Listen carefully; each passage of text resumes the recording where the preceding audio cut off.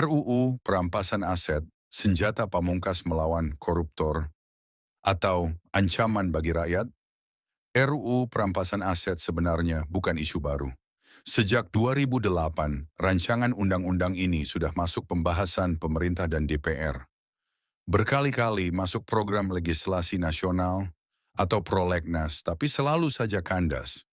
Entah karena tarik-menarik kepentingan politik atau karena tumpang tindih dengan aturan hukum yang sudah ada. Di tahun 2023, RUU ini sempat kembali dimasukkan ke daftar prioritas. Publik sempat optimis karena Presiden bahkan sempat menekankan pentingnya percepatan pembahasan. Namun kenyataannya hingga periode itu berakhir, pembahasan tak kunjung selesai.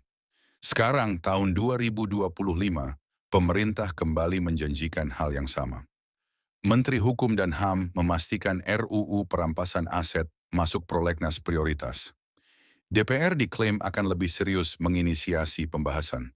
Pertanyaannya, apakah kali ini akan benar-benar ada hasil atau hanya mengulang cerita lama?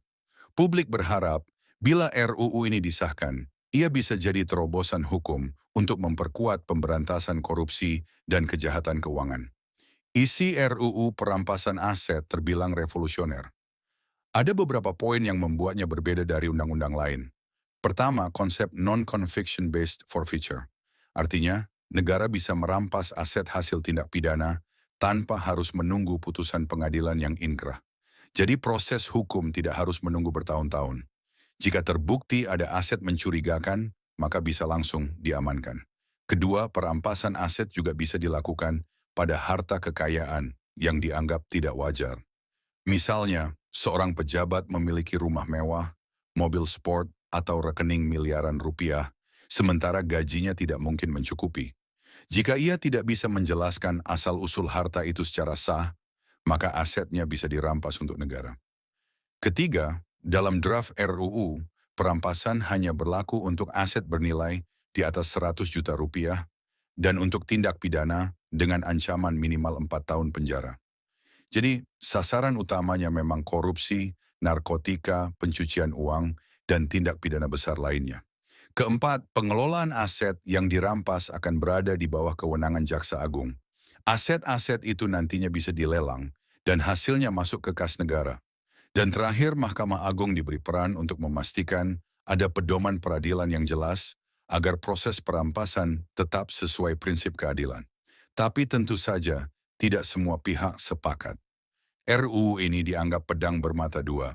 Pendukungnya berpendapat RUU ini adalah senjata pamungkas. Koruptor selama ini bisa lolos karena proses hukum yang panjang dan berliku.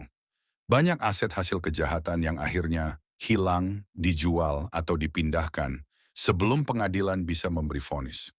Dengan aturan baru ini, negara bisa langsung bertindak cepat. Bahkan Indonesia dinilai tertinggal dari banyak negara lain yang sudah punya aturan serupa. Di Filipina, aset koruptor bisa langsung dibekukan. Di Inggris ada mekanisme unexplained wealth order yang memaksa pejabat menjelaskan kekayaannya. Kenapa Indonesia tidak bisa melakukan hal yang sama?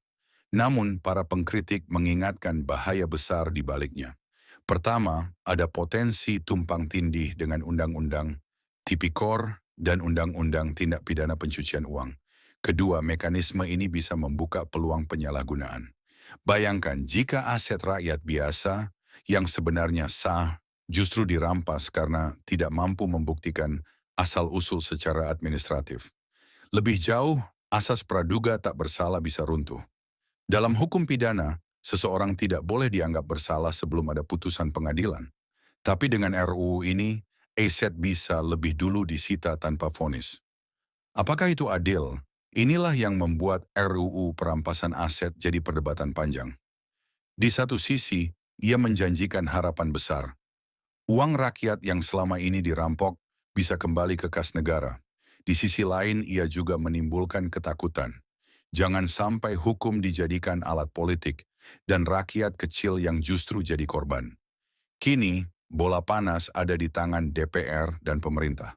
Apakah mereka benar-benar serius atau hanya menjadikan RUU ini tameng politik untuk meredam kritik?